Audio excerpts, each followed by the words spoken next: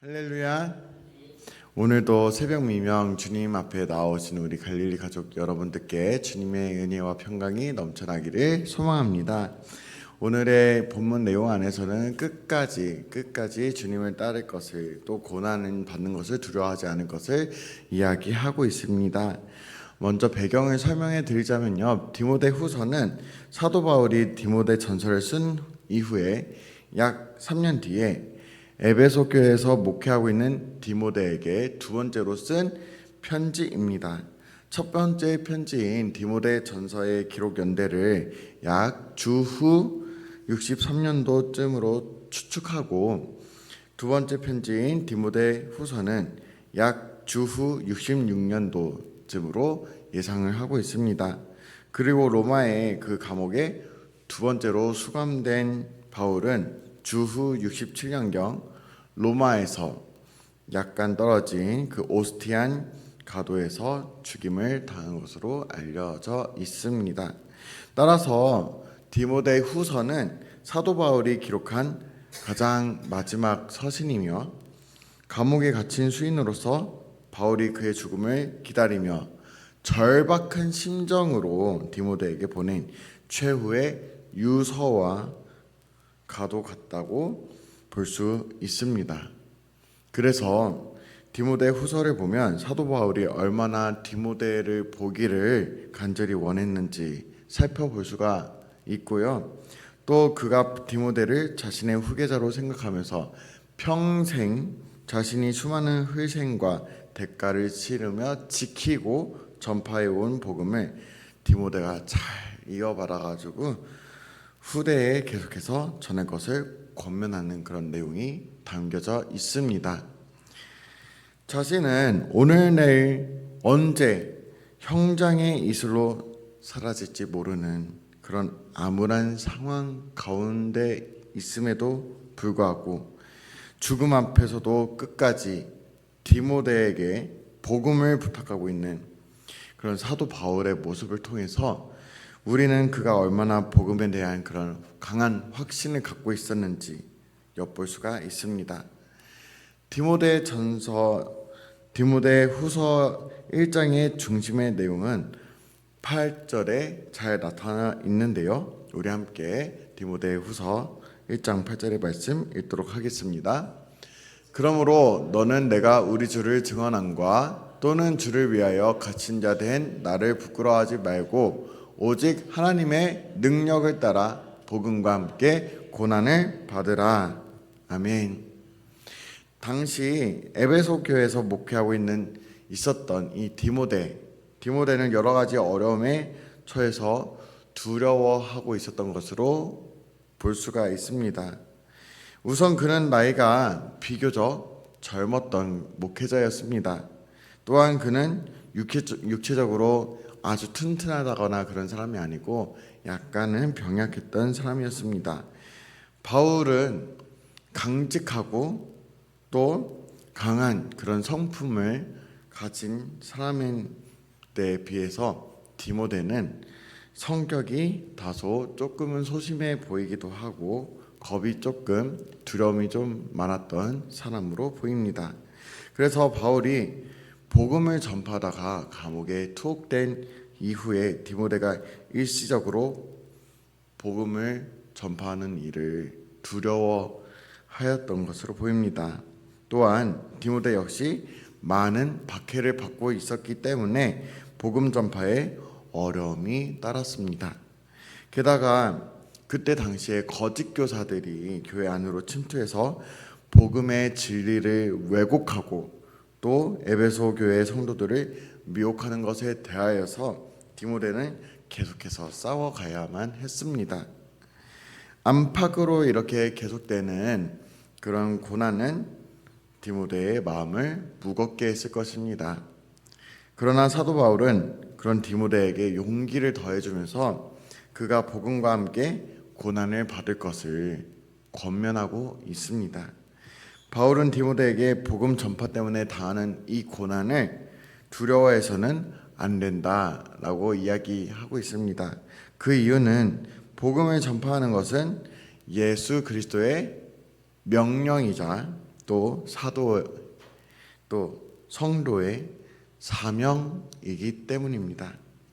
7절의 말씀을 함께 읽도록 하겠습니다. 하나님이 우리에게 주신 것은 두려워하는 마음이 아니요 오직 능력과 사랑과 절제하는 마음이니. 아멘. 바울은 디모데에게 이렇게 말했어요. 디모데야, 하나님께서 우리에게 주시는 이 마음은 두려워하는 마음이 아니다. 여기서 두려워하는 마음이란 겁이 많은 상태를 이야기합니다. 특별히 전쟁에 참전한 그런 병사가 도망가려는 그런 비겁함을 가리킬 때 쓰는 표현입니다. 바울은 복음 전파의 사명을 영적 전쟁으로 이해한 사람 중에 한 명입니다. 따라서 그는 영적 전쟁에 참여한 그리스도의 군사가 전쟁 중에 적군의 공격으로 인해서 고난 당하는 것을 두려워하여 이 전쟁을 포기해서는 안 된다라고 이야기를 하고 있는 것이죠. 도리어 복음을 전파를 하는 것을 위해서 고난을 견디고 또 이겨내라고 바울은 이야기하고 있습니다. 디모데야, 하나님께서 우리에게 두려워하는 마음을 주신 것이 아니라 능력과 사랑과 절제하는 마음을 주셨다 라고 이야기하는 것이죠. 사도 바울이 디모데를 향해 전해주는 이 권면은 디모데에게만 해당되는 것이 아니라 오늘날 살아가는 우리에게도 해당되는 말씀입니다. 하나님의 뜻대로 살아가려고 하는데 때로는 고난이 따르기도 합니다. 외부적으로 또 내부적으로 고난이 따라올 때가 있습니다. 예수님의 가르침대로 살아가려고 하는데 어려움이 따르고 환난이 닥쳐올 때가 있습니다. 어떻게 해야 할까요? 우리 중 고난과 고통을 즐기는 사람은 없을 것입니다. 따라서 누구라도 하나님의 뜻을 따르다가 당하는 그런 고난을 누워서 떡 먹듯 즐기는 사람은 없을 것이죠. 누구라도 신앙생활을 하다가 고난이 찾아오게 되면은 믿음이 흔들리게 될 수도 있습니다. 그러나 여기서 사도 바울의 권면을 기억하시기 바랍니다. 우리가 하나님의 일을 감당하려고 할 때에 고난이 따르는 것은 당연한 일입니다. 왜냐하면 우리 하나님의 일을 할 때 실상 우리는 영적 전쟁 중이기 때문입니다. 고난이 따른다고 해서 이 전쟁 자체를 포기하고 도망치는 일은 하나님께서 보시기에 정말 안타까운 그런 병사가 되는 셈이 되는 것이죠. 바울은 고난이 따르더라도 끝까지 하나님께서 주신 마음을 가지고 삶 속에서 주님과 함께 승리할 것을 권면하고 있었습니다. 특별히 복음을 전파하는 가운데 당하는 그런 고난이 있다 하더라도 온전히 복음 전파의 사명을 감당할 수 있도록 하나님께 간구하며 담대하게 나아갈 것을 권면하고 있습니다. 사도 바울은 자신이 복음을 위해서 고난을 받았었으나 부끄러워하지 않는다고 담대하게 고백하고 있습니다. 복음을 전파하다가 감옥에 들어간 그런 죄수의 신분이 되었음에도 바울은 여전히 복음을 자랑스러워했고 디모데에게 자신처럼 복음을 위해서 살아갈 것을 권면했습니다. 바울이 이처럼 숱한 역경과 커다란 고통 가운데서도 복음을 부끄러워하지 않을 수 있었던 이유는 무엇일까요? 우리 함께 12절의 말씀을 읽도록 하겠습니다. 이로 말미암아 내가 또 이 고난을 받되 부끄러워하지 아니함은 내가 믿는 자를 내가 알고 또한 내가 이탁한 것을 그날까지 내가 능히 지키실 줄을 확신함이라. 아멘. 바울은 자신에게 복음 전파의 사명을 주신 이가 어떤 분이신지를 잊지 않았습니다. 천지를 지으시고 다스리시는 전능하신 하나님, 또 바로 그분께서 또 이 땅 가운데 육체의 옷을 입고 내려오셨고요. 또 그분께서 성령으로 임하사 바울에게 복음 전파의 사명을 주셨습니다. 또한 바울은 주님께서 주신 그 사명만 주셨을 뿐만 아니라 그 사명을 이루기까지 자신을 주님께서 지켜주시고 보호해 주실 것을 확신했습니다. 따라서 사도 바울의 이런 마음은 어떤 고난 앞에서도 움츠러들지 않았고 감옥 안에서도 담대히 복음을 증거하면서 살아가는 그런 믿음의 사람이 되었습니다. 이러한 삶을 살아가기 위해서는 무엇보다 성령님을 의지하고 붙들어야 할 것입니다. 우리 함께 디모데후서 1장 13절과 또 14절의 말씀을 함께 읽도록 하겠습니다. 13절로 14절의 말씀입니다. 너는 그리스도 예수 안에 있는 믿음과 사랑으로서 내게 들은 바 바른 말을 본받아 지키고 우리 안에 거하시는 성령으로 말미암아 내게 부탁한 아름다운 것을 지키라. 아멘. 복음을 전하는 그런 사람이 성령님을 의지하지 않는다면, 성령의 능력을 힘입지 않는다면 그의 복음 전파의 사명은 실패할 수밖에 없습니다. 하나님의 일을 하는 사람은, 또 하나님의 그 복음을 전파하는 사람은 성령의 능력을 받아서 일해야 합니다. 성령께서 주시는 능력이 없이는 하나님의 사역을 감당할 수가 없습니다. 실제로 복음 전파로 인한 고난 때문에 사도 바울을 등지고 떠난 사람들도 있죠. 복음 자체를 버린 사람들도 있습니다.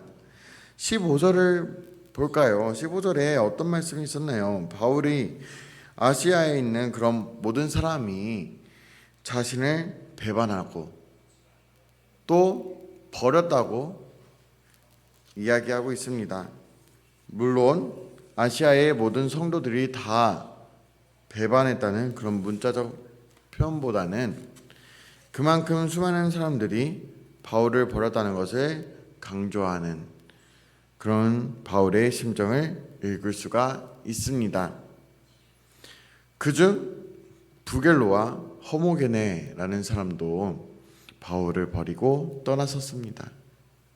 성경은 이 두 사람에 대해서 더 이상 언급하지 않고 있기 때문에 그들의 개인적인 신분에 대해서는 알 수가 없습니다. 그러나 우리는 이 두 사람이 바울처럼 고난받기를 거부하고 복음 전파 사명을 버리고 떠났음을 알 수가 있습니다. 그러나 반대로 고난 가운데서도 끝까지 사명을 버리지 아니하고 바울과 함께 고난을 당한 오네시보로라는 사람도 있었습니다. 그는 에베소 출신의 사람으로 전도를 통해 예수님을 영접한 사람이었습니다. 그러니까 모태신앙 출신이 아니라 에베소 교회를 통해 기독교로 개종한 그런 사람이라는 이야기죠. 그는 에베소에서 사역하던 바울을 많이 도와주었습니다. 그리고 바울이 복음 전파로 인해서 로마 감옥에 투옥된 후에도 바울을 버리지 아니하고 자주 감옥에 찾아와서 바울의 마음을 위로하고 또 그의 마음을 즐겁게 해 주었습니다.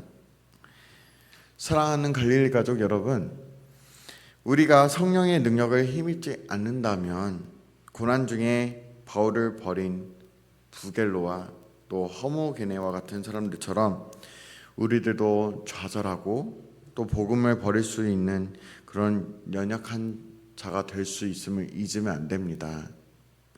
그래서 우리들도 매일같이 말씀을 묵상하고 기도하는 그런 시간을 통하여서 성령님을 의지하고 주님을 붙들고 살아가는 그런 삶을 살아가야 할 줄로 믿습니다. 또한 성령께서 주시는 힘을 의지하여서 고난 앞에서도 두려워하지 않고 좌절하지도 않고 주님께서 주신 그 복음 전파의 사명을 끝까지 감당해야 할 줄로 믿습니다. 특별히 우리 지금 한자리 운동을 전개하며 나가고 있죠. 기도의 한자리, 말씀의 한자리, 복음의 한자리를 지키며 나가는데 누가 지켜야 될까요? 내가 지키면서 나가야 합니다. 그렇게 자리를 지키며 나가고 그 자리 속에서 주님을 의지하면서 나갈 때 그 사명을 끝까지 감당할 수 있는 것입니다.